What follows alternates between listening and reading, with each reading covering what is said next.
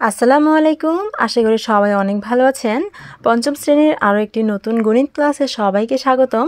আজকের ক্লাসে আমরা প্রাথমিক গণিত পঞ্চম শ্রেণী এই বইটির পৃষ্ঠা নং 6 অনুশীলনী 1 এর 3 নংয়ে লেখা রয়েছে সহজ পদ্ধতিতে গুণ করো। এখানে মোট 9টি অঙ্ক রয়েছে। এখান থেকে প্রথম 3টি অঙ্কের সমাধান আমরা আজকের ক্লাসে করব, আর ধারাবাহিকভাবে পরের ক্লাসগুলোতে বাকি অঙ্কগুলো সমাধান করব। তো চলো আমরা শুরু করি। দেখো 3 নংয়ে লেখা রয়েছে সহজ পদ্ধতিতে গুণ করো। আমরা আগেও সহজ পদ্ধতিতে কিভাবে গুণ করতে হয় সেটা শিখেছি। এখানেও আমরা সেই একই পদ্ধতিতে সহজ পদ্ধতিতে গুণ করব। আচ্ছা, সহজ পদ্ধতি মানে কি? আমাদের যে অঙ্কগুলো রয়েছে মোট 10টি অঙ্ক আমরা জানি, 1 থেকে 9 পর্যন্ত 9টি, আরও আছে 0। এখানে মোট 10টি অঙ্ক রয়েছে, তাই না? তো এই 10টি অঙ্কের মধ্যে কোন কোন অঙ্ক দিয়ে গুণ করা সবচেয়ে সহজ বলো তো? অবশ্যই সেটা হচ্ছে 0 আর 1, তাই না? 0 দিয়ে গুণ করা সবচেয়ে সহজ, কারণ 0 দিয়ে যে কোনো সংখ্যাকে গুণ করলে 0ই পাই। আবার 1 দিয়ে গুণ করাও খুবই সহজ, কারণ 1 দিয়ে যে কোনো সংখ্যা গুণ করলে ওই সংখ্যাটাই হয়, তাই না? তাই আমরা যখন সহজ পদ্ধতিতে গুণ করব তখন আমরা যে সংখ্যাগুলো দেওয়া থাকবে গুণ করার জন্য বলা থাকবে যে এই সংখ্যাগুলো গুণ করো, সেই সংখ্যাগুলোকে এমন সংখ্যায় পরিণত করব যেখানে অনেকগুলো 1 থাকবে বা অনেকগুলো 0 থাকবে। তো এমন সংখ্যায় আমরা নিতে পারলেই সহজেই গুণটা করে ফেলতে পারবো, তাই না? এখন 1 নঙ্গে যে প্রশ্নটা দেওয়া আছে সেটা হচ্ছে 999 গুণ 45। এই সংখ্যা দুটিকে আমাদের গুণ করতে হবে। তো আমরা এই 999টাকে কিন্তু খুব সহজেই এমন দুটো সংখ্যায় পরিণত করতে পারি যেখানে 1 আছে এবং 0 আছে। 999 এর পরের সংখ্যাটাই কিন্তু 1000, তাই না? তো আমি যদি 1000 থেকে 1 বাদ দেই তাহলে কিন্তু আমি 999 পাই। দেখো, 1000 বিয়োগ 1 যদি এমন লিখি তাহলে আমি 999 পাই। আর এই সংখ্যাটাকে এমন সংখ্যায় পরিণত করলাম যেখানে 1 আছে এবং অনেকগুলো 0 আছে। তো আমি 999কে লিখে ফেলেছি। 1000 থেকে 1 বিয়োগ করলে আমি 999 পাই। তো এটাকে আমি ব্র্যাকেটে রাখি, আর বাকি যেটুকু আছে দেখে দেখে লিখে দিই। এই তো আমাদের শুধু এতটুকুই কাজ ছিল। এখন সেটা সব অঙ্কের ক্ষেত্রেই সমান। সেটা হচ্ছে প্রথমে এই 45কে একবার 1000 দিয়ে, তারপর 1 দিয়ে গুণ করতে হবে। 1000কে গুণ করবে একবার 45 দিয়ে, এই বিয়োগ চিহ্নটা এখানে, তারপরে 1 দিয়ে গুণ করবে একবার 45কে। এখন গুণটা খুবই সহজ। 1 দিয়ে 45কে গুণ করো, 45 একে 45। 0 ছিল কয়টা? 1 2 3, 1 2 3 শেষ। এবার বিয়োগ 45 একে 45। এখন শুধু বিয়োগ করলেই আমাদের ফলাফল হয়ে যাবে। তো এই 0 থেকে 5 বাদ দিতে হবে, কিন্তু 0 তো ছোট, 5 বাদ দেওয়া যায় না। 0কে বড় বানাতে হবে। 0কে বড় বানালে হয় 10। 10 থেকে 5 বাদ দিলে থাকে কত? 5। এখন এই 0 থেকে আমরা 1 নিয়েছি, কিন্তু 0 তো ছোট, 0 থেকে তো আর 1 নেওয়া যায় না, তাহলে আগে 0কে বড় বানাতে হবে। 0কে বড় বানাবো, আমি আগের ঘর থেকে 1 নিয়ে 0কে বড় বানালে হবে 10। 10 থেকে আমি আগে 1 নিয়েছি এই 0কে বড় বানানোর জন্য, তাহলে 10 থেকে 1 বাদ যাবে। 10 থেকে 1 বাদ গেলে থাকে 9।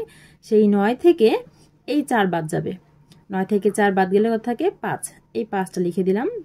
এখন এই 0 থেকে কিন্তু আমি আগে 1 নিয়েছি, কিন্তু 0 তো ছোট, 0 থেকে তো আর 1 নেওয়া যায় না। 0কে বড় বানাতে হবে আগের ঘর থেকে 1 নিয়ে।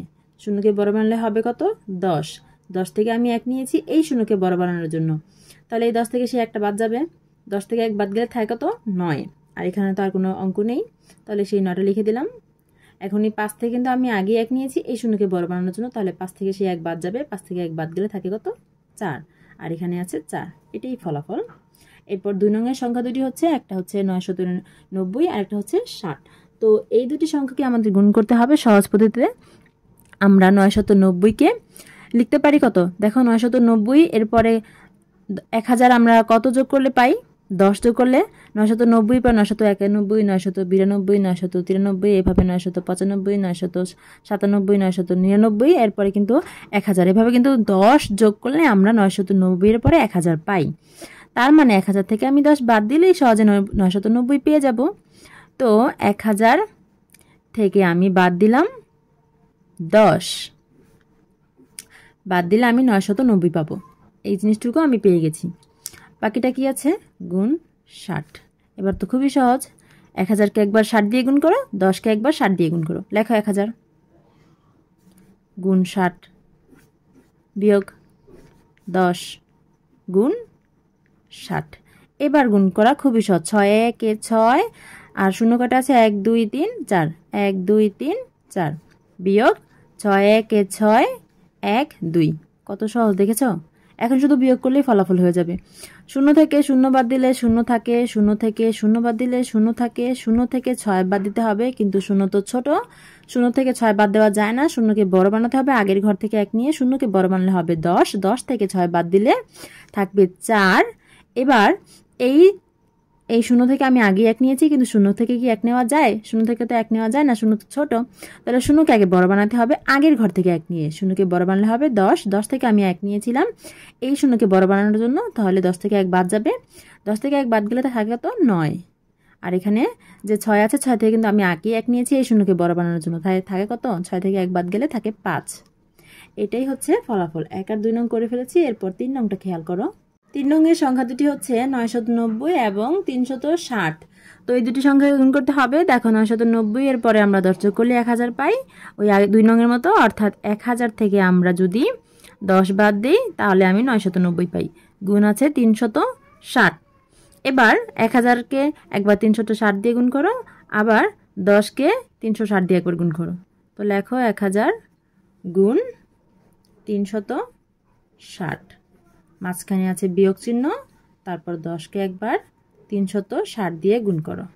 এবার এই যে এটা কত? 36, 36 1 দিয়ে গুণ করো। 36 একে 36, শূন্য আছে কয়টা? 1 2 3 4, 1 2 3 4, তারপর বিয়োগ চিহ্ন, 36 একে 36, শূন্য 1 2 দুইটা।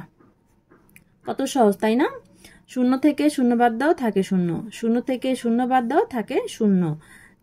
এবার এই 6 বাদ দিবে এই শূন্য থেকে, শূন্য থেকে 6 বাদ দিলে কি শূন্য থেকে তো 6 বাদ দেওয়া যায় না, শূন্য তো ছোট, তাই শূন্যকে আগে বড় বানাতে হবে। শূন্যকে বড় বানাবো আমি আগের ঘর থেকে 1 নিয়ে, আর শূন্যকে বড় বানালে কত হবে বলো তো?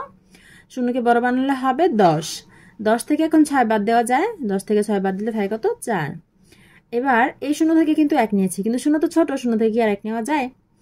তাহলে শূন্যকে আগে বড় বানাতে হবে, শূন্যকে বড় বানাবো আগের ঘর থেকে 1 নিয়ে, শূন্যকে বড় বানালে হবে 10, 10 থেকে আমি আগে 1 নিয়েছি এই শূন্যকে বড় বানানোর জন্য, তাহলে সেই একটা আগে বাদ যাবে, 10 থেকে 1 বাদ গেলে থাকে 9।